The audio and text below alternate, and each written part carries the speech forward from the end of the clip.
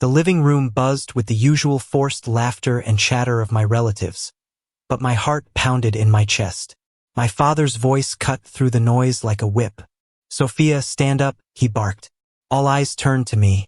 My face burned as I reluctantly stood, unsure of what I'd done this time. My parents never needed much of an excuse to make me their scapegoat.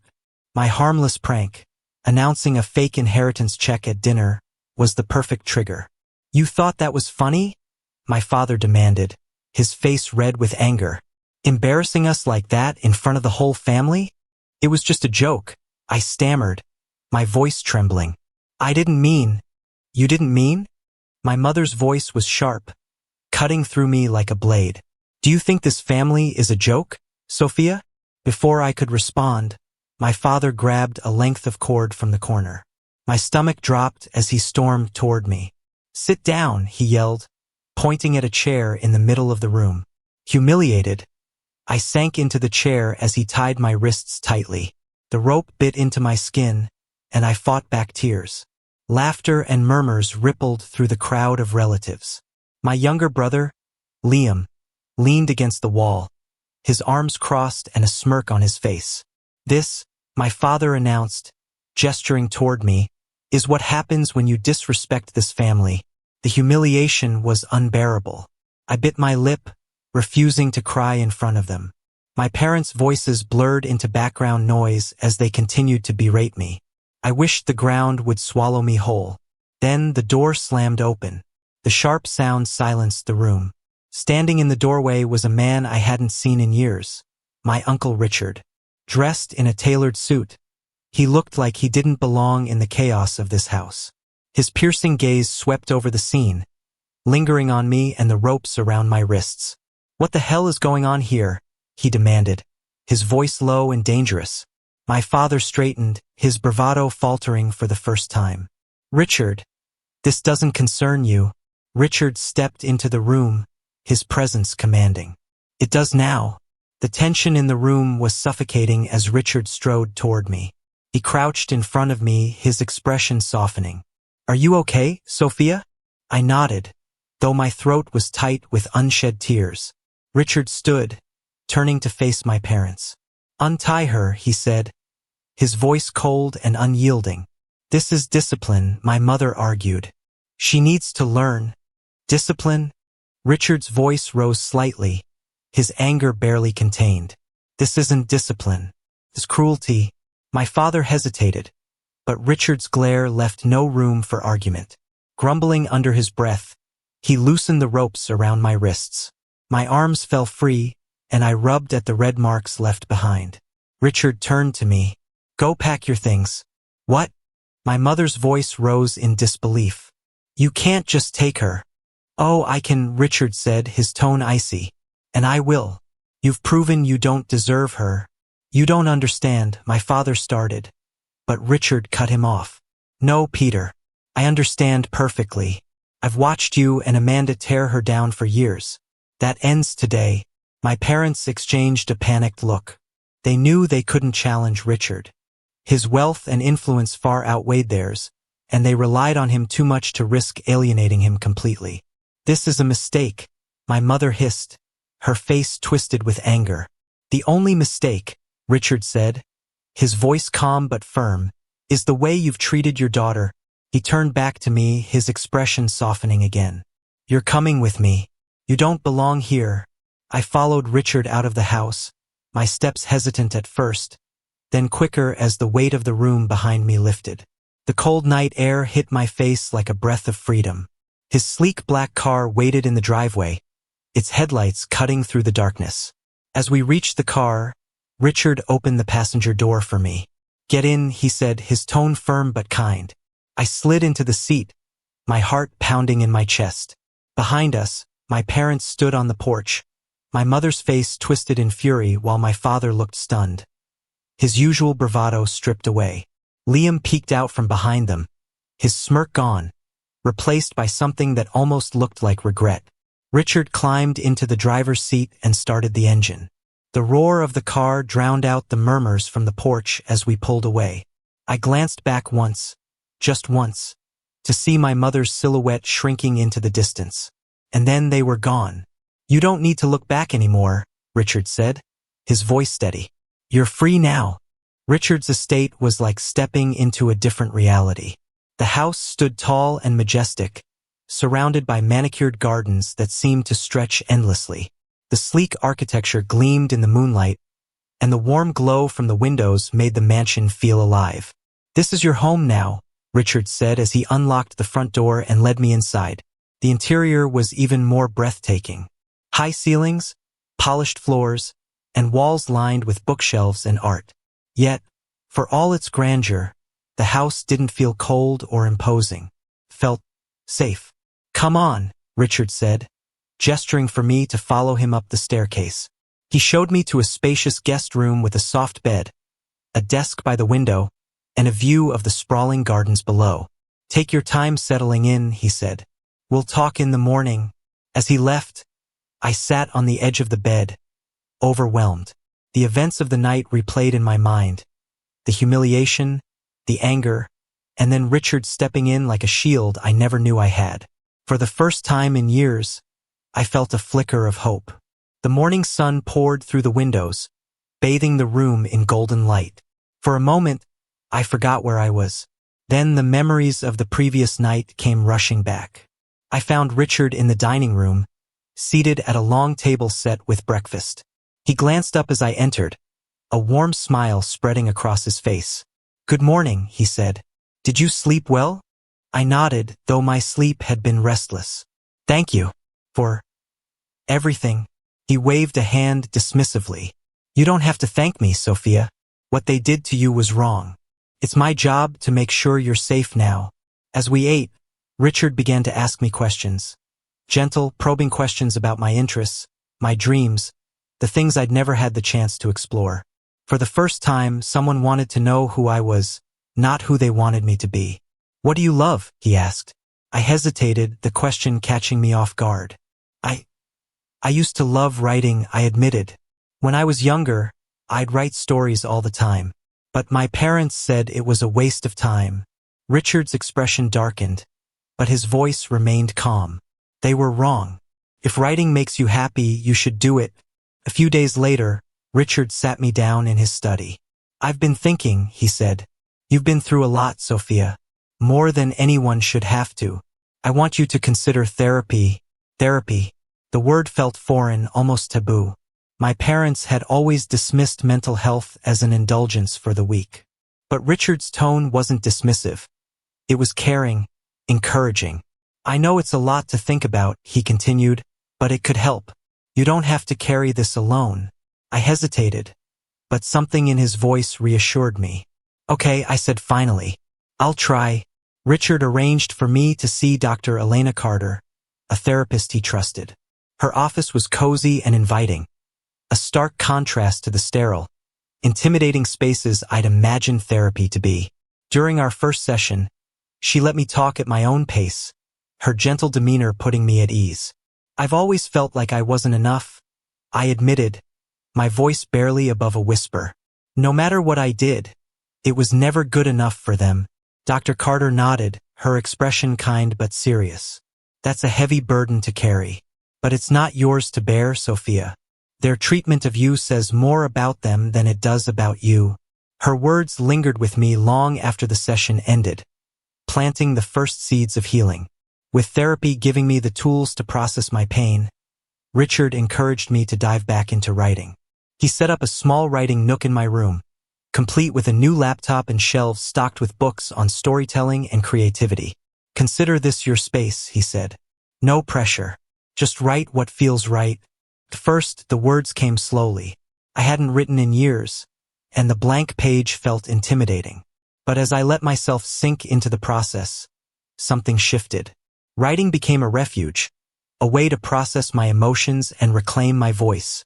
One evening, I showed Richard a short story I'd written, a tale of a girl who escaped a tower and found her freedom in the wilderness. He read it carefully, then looked up at me, his eyes shining with pride. "This is incredible, Sophia," he said. "You have a gift." For the first time, I felt like I was more than the girl my parents had tried to break. I was someone with dreams, with talent, with a future. Weeks turned into months, and I began to settle into my new life. Therapy sessions with Dr. Carter continued to chip away at the walls I'd built around myself, while my writing flourished under Richard's encouragement. For the first time in years, I felt like I was breathing fresh air. One afternoon, Richard found me in the garden, a notebook balanced on my knees as I sketched out the outline of a new story. He sat down beside me, handing me a cup of tea. "How's it coming along?" he asked, gesturing to the notebook. "Better than I expected," I admitted. "It feels good. Like I'm finally saying things I've wanted to say for a long time." He nodded, his gaze thoughtful. "That's the beauty of writing. It gives you a voice, even when you feel like no one's listening." I stared at him, his words sinking in. For so long, I'd felt invisible, voiceless. But now, with each word I wrote, I felt a little stronger, a little more whole. One morning, as I sat at the dining room table reviewing a draft of my latest story, Richard handed me an envelope. My name was scrawled on the front in familiar handwriting, my mother's. "I found this in the mailbox this morning," he said, his tone neutral. "You don't have to open it if you don't want to." My hands trembled as I held the envelope. Part of me wanted to tear it up, to reject any attempt they made to reach out. But curiosity got the better of me. Slowly, I opened it and unfolded the letter. The words were clipped and formal, devoid of warmth. My mother wrote about how the family had been concerned about my decision to leave and how they hoped I would reconsider. There was no apology, no acknowledgement of the pain they'd caused. Just veiled criticism and an attempt to guilt me into returning. I handed the letter to Richard, my throat tightening. He read it silently, his expression unreadable. "You don't owe them anything," he said finally, his voice firm. "Remember that." I nodded, but the letter lingered in my mind for days. It wasn't just their words. It was the realization that they still had a hold on me, even from a distance. During my next therapy session, I brought up the letter. Dr. Carter listened intently as I recounted my feelings of guilt and anger, the conflicting emotions that refused to let me rest. "It's natural to feel that way," she said. "They were your parents. You wanted their love, their approval. That desire doesn't just disappear, even when you know they've hurt you." Her words struck a chord. I realized that part of me still craved their validation, even though I knew it would never come. Letting go of that hope was one of the hardest things I'd ever done. But it was also freeing. By the end of the session, I felt lighter. I didn't need their approval. I didn't need anything from them. What mattered was the life I was building for myself.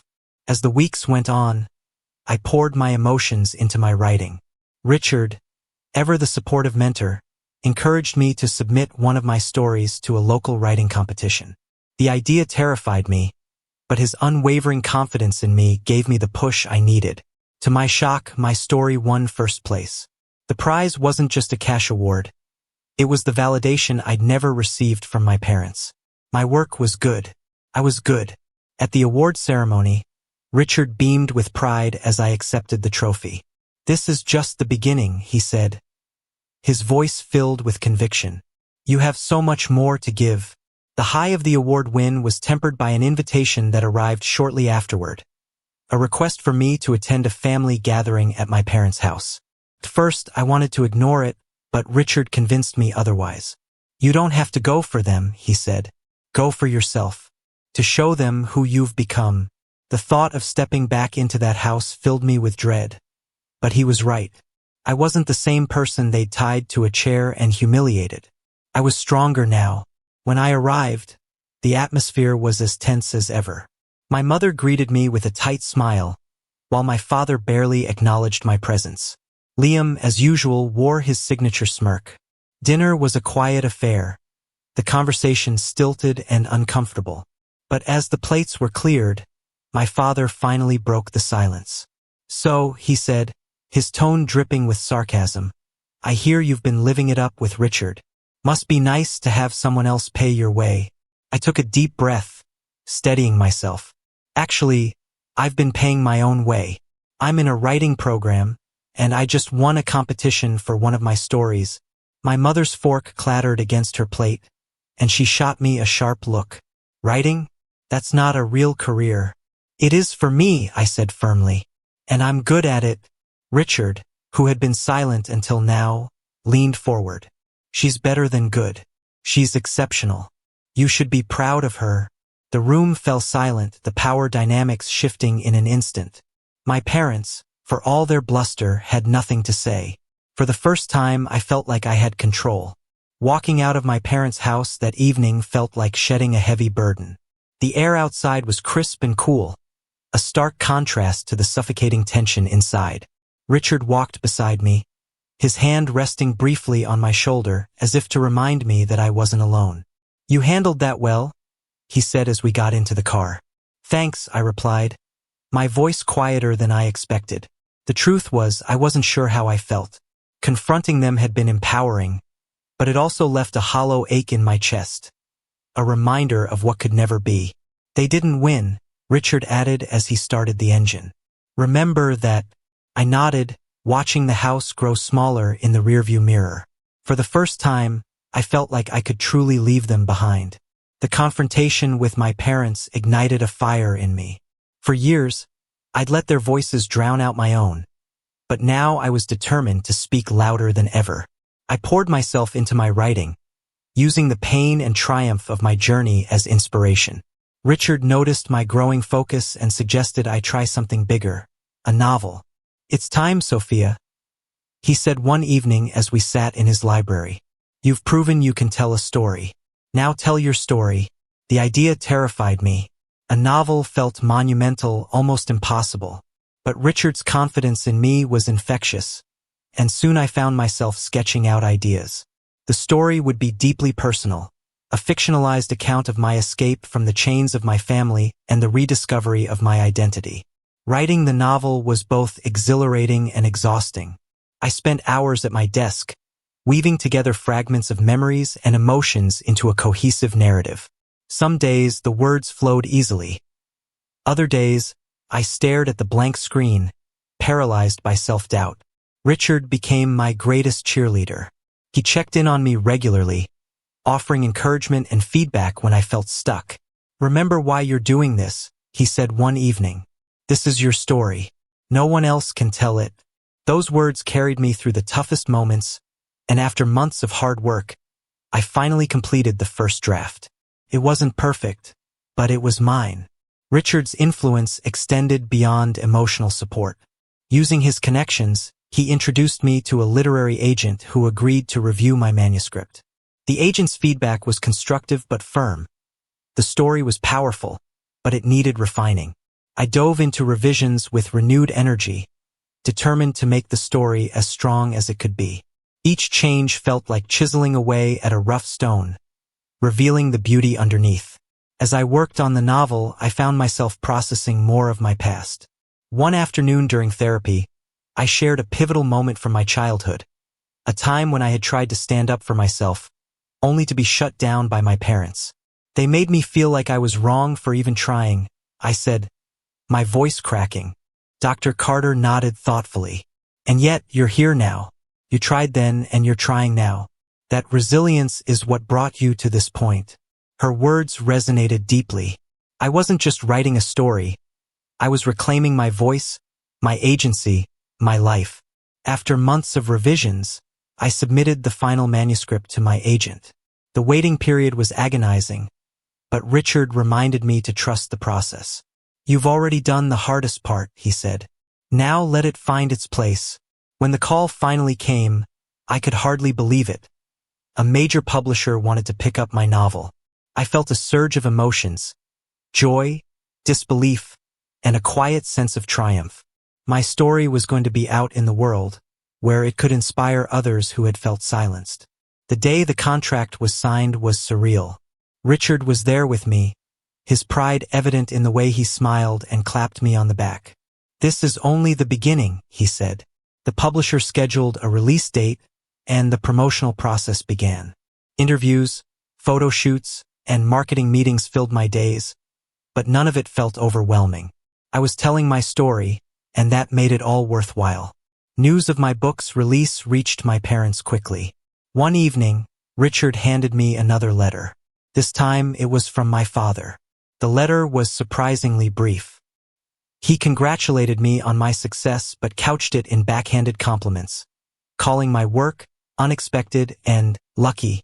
It was exactly the kind of response I had anticipated, dismissive and condescending. I didn't respond. I didn't need to. Their opinions no longer had power over me. The night of the book launch was a whirlwind. Friends, industry professionals, and even fans of my work packed the venue. Richard stood by my side the entire time, his support unwavering. During my speech, I felt a wave of emotion as I addressed the crowd. This book is a testament to the power of resilience, I said, to finding your voice even when others try to silence you, and to the people who believe in you when you can't believe in yourself. As the book hit shelves, the response was overwhelming. Readers reached out to share how the story had touched them, how they saw pieces of themselves in my journey.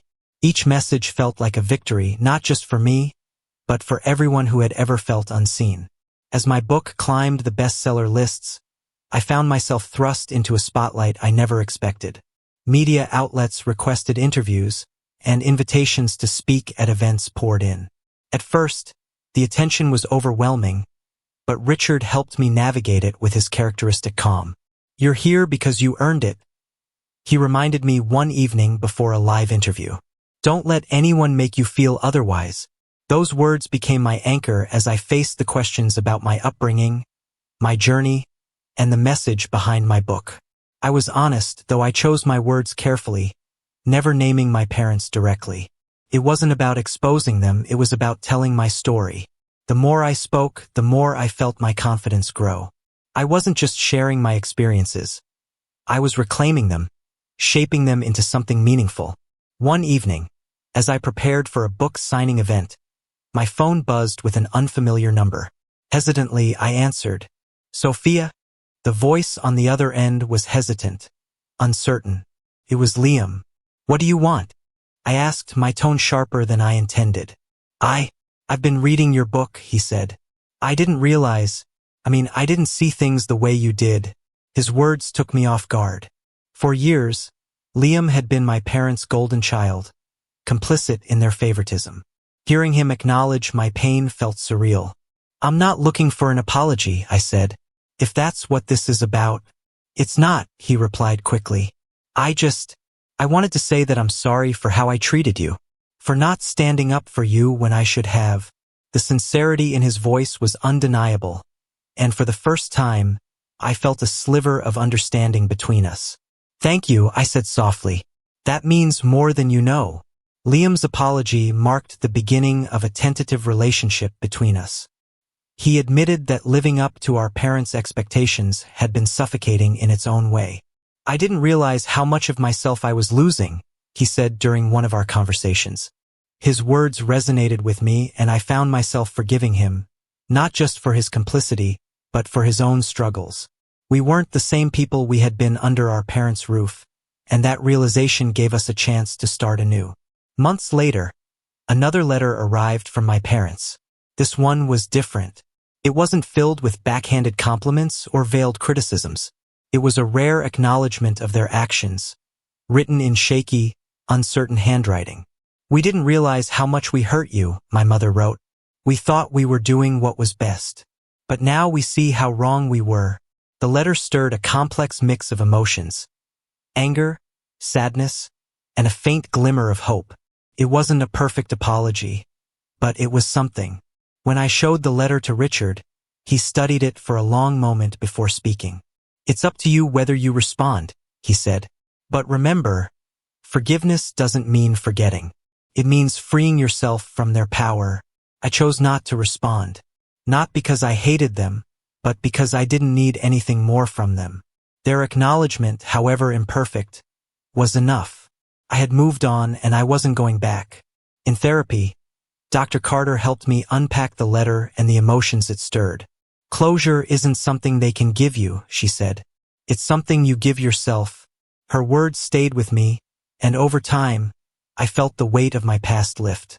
I wasn't defined by my parents' treatment of me. I was defined by the life I had built in spite of it. The day my second book was released, a follow-up to my memoir focusing on healing and growth. I found myself reflecting on how far I had come. Richard stood beside me at the launch event, his pride evident. "This is your legacy," he said. "Not the pain they gave you. This." His words brought tears to my eyes. He had been my rock, my guide, and my biggest supporter. Without him, I wouldn't have found the strength to rebuild myself. That night, as I signed books and greeted readers, I felt a profound sense of gratitude, not just for Richard but for myself, for the courage it took to keep going. Years later, I found myself back at Richard's estate, the place that had become my sanctuary. The gardens were as beautiful as ever, the house still filled with warmth and love. Richard and I sat on the terrace, sipping tea as the sun dipped below the horizon. "You've built something incredible," he said, his voice filled with quiet pride. "You've turned your pain into something that helps others." I smiled, my heart full. "I couldn't have done it without you." Richard shook his head. "You did this, Sophia. I just gave you the space to find yourself." As the stars began to appear in the sky, I felt a deep sense of peace. My journey had been long and painful, but it had brought me to this moment. A moment of freedom, love, and self-acceptance. Richard had become more than just an uncle. He was the father I'd always wished for, and together, we had built a new kind of family, one based on love, respect, and mutual support.